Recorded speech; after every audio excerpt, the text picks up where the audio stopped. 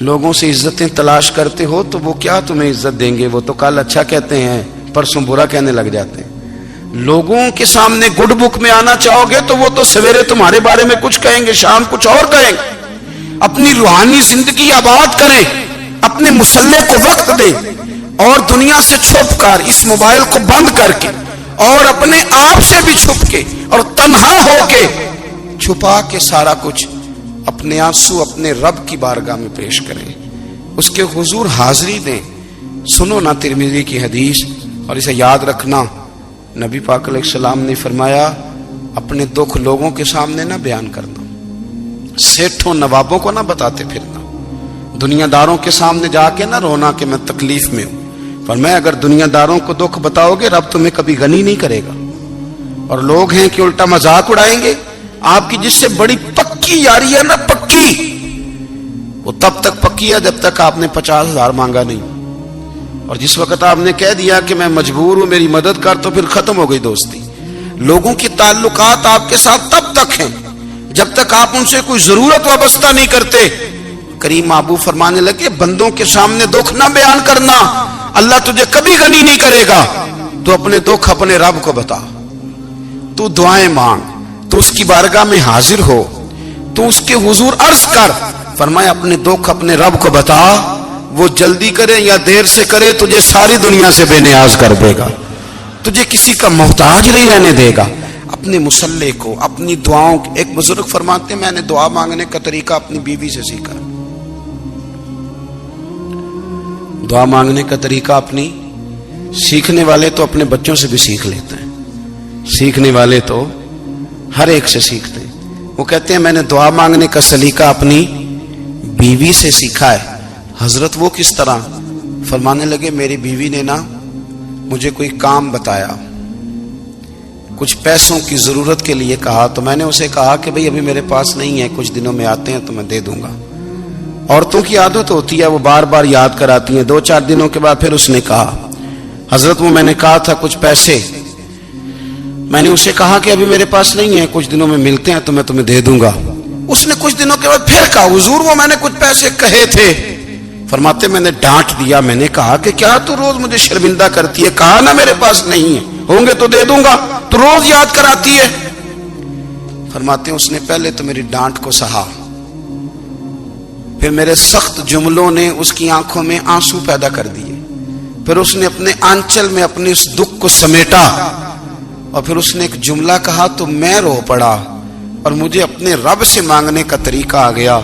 مجھے کہنے لگی حضرت جی آپ نے ڈانٹ دیا، میں نے سہ لیا، پر آپ ہی میرے شوہر ہیں، بتائیں نا آپ سے نہ کہوں تو میں کس سے جا کے کہوں۔ فرماتے ہیں میں رو پڑا، اور میں کھل کے رویا، اور میں تڑپ کے رویا، اور پھر میری سسکیاں بند گئیں۔ تو مجھے کہنے لگی آپ کو کیا ہوا؟ میں نے کہا مجھے بھی دعا مانگنی آ گئی ہے، جب میں اسے کہوں گا نا اللہ تو ہی میرا رب ہے، میں تجھ سے نہ کہوں تو میں کس سے جا کے کہوں؟ میں کیوں کسی بندے سے سوال کروں؟ میں کیوں کسی دنیا دار سے کہوں؟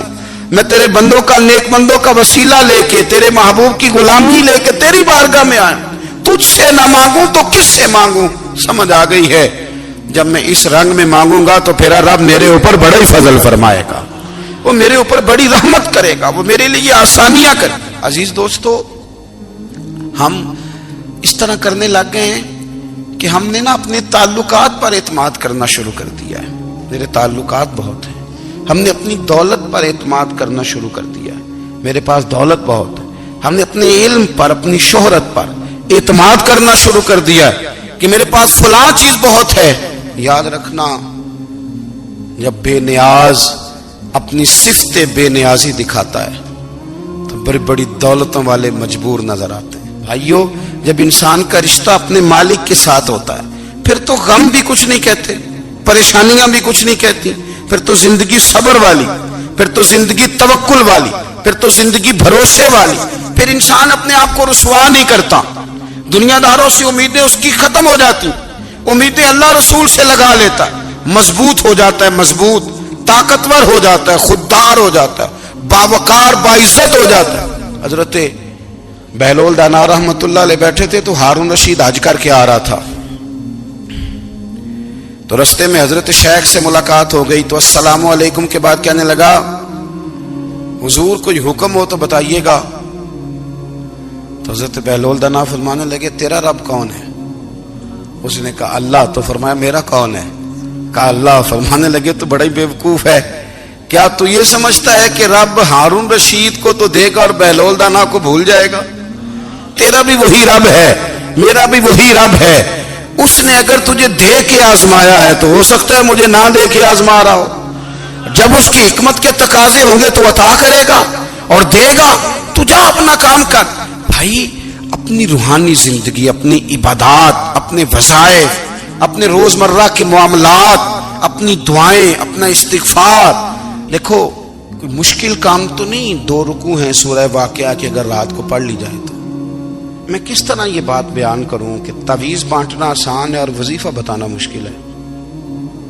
سارا دن تعویذ بانٹیں تو لوگ لینے کو تیار ہیں، اور اگر آپ وظیفہ بتائیں تو کہتے ہیں تو مشکل کام ہے. او خدا کے بندے، اگر آپ کا تعلق قرآن پاک کے ساتھ مضبوط ہو، قرآن پاک کے ساتھ اگر آپ کا رشتہ ہو، لوگ سفارشیں ڈھونڈتے ہیں نا دنیا میں، کوئی تعلق مل جائے تو میرا کام ہو جائے. دنیا میں اتنا مشکل معاملہ ہے، آخرت میں مجھے بتائیے گا کتنا مشکل معاملہ ہوگا. میرے نبی پاک صلی اللہ تعالی علیہ وسلم نے فرمایا جو لوگ سورہ ملک پڑھا کرتے تھے نا، سورہ ملک، یہ سورت ملک قیامت میں ان کی سفارش کرے گی، اور اس طرح کرے گی کہ کہے گی اے اللہ یہاں اس بندے کو جنت میں داخل کر دے یا مجھے قرآن پاک سے علیحدہ کر دے. تو رب فرمائے گا جا اس کا دامن تھام کے اسے جنت تک پہنچایا. آپ بات کو سمجھیں، جب آپ کے تعلقات اپنے معاملات کے ساتھ مضبوط ہوں گے، یہ نبی کریم نے وعدہ کیا ہے کہ تو سورت واقعہ پڑھ تیرے گھر میں فاقہ نہیں آئے گا. حضرت عبداللہ ابن مسعود رضی اللہ تعالیٰ عنہ بیمار تھے تو حضرت عثمان غنی رضی اللہ تعالیٰ عنہ تیمارداری کے لیے تشریف لے گئے اور جا کر کے کہا کہ آپ بڑے بیمار ہیں، آپ کی بیٹیاں زیادہ ہیں، میں چاہتا ہوں کہ خزانے میں سے کچھ مدد کروں. تو سیدنا عبداللہ ابن مسعود رضی اللہ تعالیٰ عنہ اٹھ کے بیٹھ گئے اور کہنے لگے امیر المومنین، اللہ آپ کو میری طرف سے، میری بیٹیوں کی طرف سے بہتر صلہ دے. میری بیٹیوں کو کسی خزانے کی ضرورت نہیں، میں نے انہیں خزانہ دے دیا ہے. کہا جناب آپ نے کون سا خزانہ دیا ہے، میں آپ کے مالی معاملات کو جانتا ہوں. تو فرمانے لگے امیر المومنین، میرے نبی کریم نے فرمایا ہے جو سورت واقعہ پڑھے اسے کبھی فاقہ نہیں آتا. میں نے بیٹیوں کو یاد کرا دی ہے، یہ خزانہ میں نے انہیں دے دیا ہے. وہ سارے والدین سنیں جو بیٹیوں کے لیے پریشان رہتے. حضرت عبداللہ ابن مسعود نصیحت کر رہے ہیں، فرمانے لگے میں نے سورت واقعہ یاد بھی کرا دی ہے، پڑھنے کی عادت بھی ڈال دی ہے. حضور نے فرمایا ہے جو سورت واقعہ پڑھے اسے فاقہ نہیں آتا. کہنے لگے چاند تو اپنی جگہ چھوڑ سکتا ہے، سورج گر سکتا ہے، تارے ٹوٹ سکتے ہیں، پر مدینے والے رسول کی بات غلط نہیں ہو سکتی. حضور نے فرمایا فاقہ نہیں آئے گا تو انشاءاللہ کبھی بھی نہیں آئے گا.